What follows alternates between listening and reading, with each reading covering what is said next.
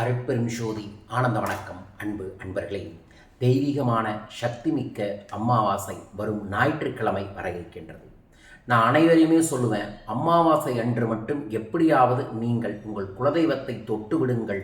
அதற்கப்புறம் உங்கள் குலதெய்வமை தொட்ட நீங்கள் எல்லா விதத்திலும் வெற்றியையும் செல்வத்தையும் பெறுவீர்கள். நீங்கள் எந்த தெய்வத்தை வழிபடாமல் இருங்க, ஆனால் குலதெய்வத்தை தொடாமல் இருக்காதீங்க.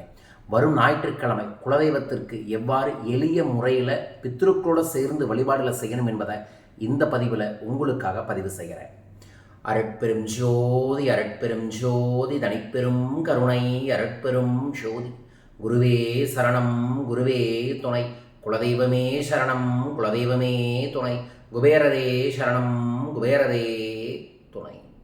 ஆனந்த வணக்கம். அன்பு அன்பர்களே, ஒவ்வொரு நபரின் வாழ்விலும் பெரும் மாற்றத்தை ஏற்படுத்தக்கூடியவர்கள் யார் என்றால் மாதா, பிதா, குரு, தெய்வம். அந்த மாதாவையும் பிதாவையும் குருவையும் பித்ருக்களாக இருந்தாலும் வழிபாடுகள் செய்ய வேண்டும்.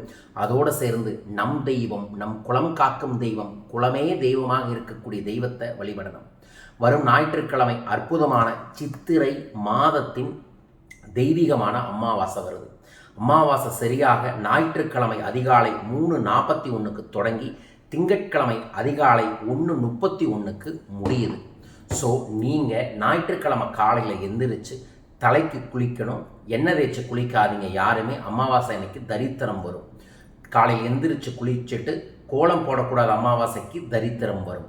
அடுத்தது கோதுமையை ஒரு கையளவு எடுத்து 8 முறை வலதுபுறமாக 8 முறை இடதுபுறமாக உங்கள் தலையை சுற்றி கிழக்கு திசையில் வீசிட்டு காலை எந்த உணவும் எடுத்துக்கொள்ளாமல் உங்கள் குலதெய்வத்தோட மந்திரம் ஓம், உங்களோட குலதெய்வத்தோட பேர் நம. இப்போ என்னோட குலதெய்வம் குட்டக்கார அப்பச்சி காமாட்சி அம்மன்னு சொல்லுவோம். ஸோ அப்பனா நான் மந்திரத்தை எப்படி சொல்லணும்னா, ஓம் ஸ்ரீம் குட்டக்கார அப்பச்சி காமாட்சி அம்மனே நம என்று சொல்லணும். இந்த மந்திரத்தை காலையிலேயே நீங்கள் 108 முறை சொல்லி, இன்று என் இல்லத்திற்கு எழுந்தருளுங்கள் என் குலதெய்வமே, நான் இந்த நாள் முழுவதும் என் குலதெய்வத்தை நோக்கி எனது கவனத்தை திருப்புகிறேன், என் வாழ்வில் வளத்தையும் நலத்தையும் தாருங்கள் என்று வேண்டிக் கொள்ளுங்கள்.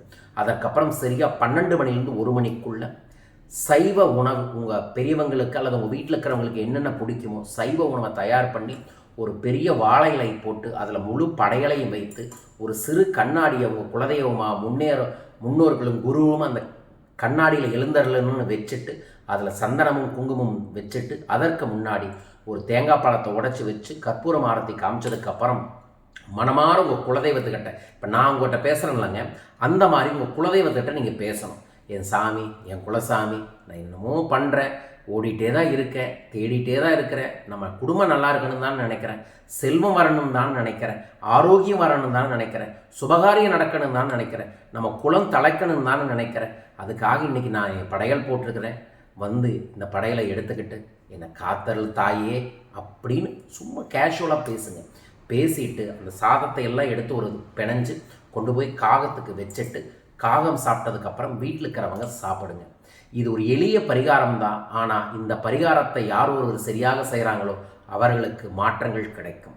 ரொம்ப நாளாக நோயில் இருக்கிறவங்க இந்த பரிகாரத்தை செஞ்சுட்டு எருமை மாட்டுக்கு இதே சாதத்தையோ அல்லது ஏதோ ஒரு வாழைப்பழத்தையோ வாங்கிட்டு போய் அமாவாசை அன்னைக்கு தரது ரொம்ப ரொம்ப நல்லது. ஸோ இதைய நம்ம அன்பர்களும் நண்பர்களும் வரும் ஞாயிற்றுக்கிழமை செய்து வளமும் நலமும் பெற வேண்டும் என பிரார்த்திக்கின்றேன். திங்கட்கிழமை நாளில் சோடசக்கலை வருது. சோடசக்கலையில் எவ்வாறு வேண்டுதல் செய்யணும் அப்படிங்கிறத ஒரு எளிய பரிகாரத்தோட அடுத்த பதிவில் உங்களை சந்திக்கின்றேன். ஸோ யார் இந்த வழிபாட்டை செய்ய போகிறீங்க, உங்களோட குலதெய்வத்தோட பேரை கமெண்ட் பாக்ஸில் மென்ஷன் பண்ணிவிட்டு இந்த பெல் பட்டனை ப்ரெஸ் பண்ணி சப்ஸ்கிரைப் பண்ணுங்கள். மீண்டும் ஒரு அற்புத பதிவில் உங்கள் அனைவரையுமே சந்திக்கின்றேன். நான் வரும் ஏப்ரல் 30 சிறப்பு அக்ஷய திருதி சோடசலட்சுமி பூஜையை நம்மளோட அக்ஷயம் டிவைன் சென்டர் கோவையில் ஏற்பாடு பண்ணியிருக்கோம். வாய்ப்பு இருக்கக்கூடிய அனைவரும் நேராக வாங்க. இந்த அக்ஷய திருதியில் இருந்து நம்ம அக்ஷயம் ஜுவல்லரி என்கின்ற ஒரு அற்புதமான ஆன்லைன் நகைக்கடையையும் ஆன்லைனில் டிஜிட்டல் கோல்டு சேவிங் ஸ்கீம்ஸையும் அறிமுகப்படுத்த இருக்கின்றோம். உலகத்தில் எங்கே இருந்தும் நீங்கள் நகை வாங்கலாம். உலகத்தில் எங்கே இருந்தும் தங்கத்தில் தினமும் 100 ரூபாயும் கூட முதலீடு செய்யலாம். இதை பற்றிய விவரங்களை எல்லாமே தொலைபேசிகளில் அனுப்பிவிடுறேன். சப்போர்ட் பண்ணுங்கள். அனைவருக்குமே அற்புதமான வழிமுறைகளை வழிநடத்துகிறோம். அதற்கப்புறம் மே 1 கோயம்புத்தூரில் சிறப்பு பணவளக்கலை பயிற்சி நடைபெற இருக்கின்றது. கலந்து கொள்ளுங்கள், வளம் பெறுங்கள். அட்சய திருதிக்கு நடைபெறக்கூடிய சிறப்பு பூஜையில் கலந்து கொள்கிறவங்களுக்கு குபேர அட்சய படியை பிரசாதமாக தர இருக்கின்றோம். விவரங்களுக்கு தொலைபேசிகளை தொடர்பு கொள்ளுங்கள். மீண்டும் ஒரு அற்புத பதிவில் உங்கள் அனைவரையுமே சந்திக்கின்றேன். வாழ்க வையகம், வாழ்க பணமுடன். நன்றிகள் கோடி.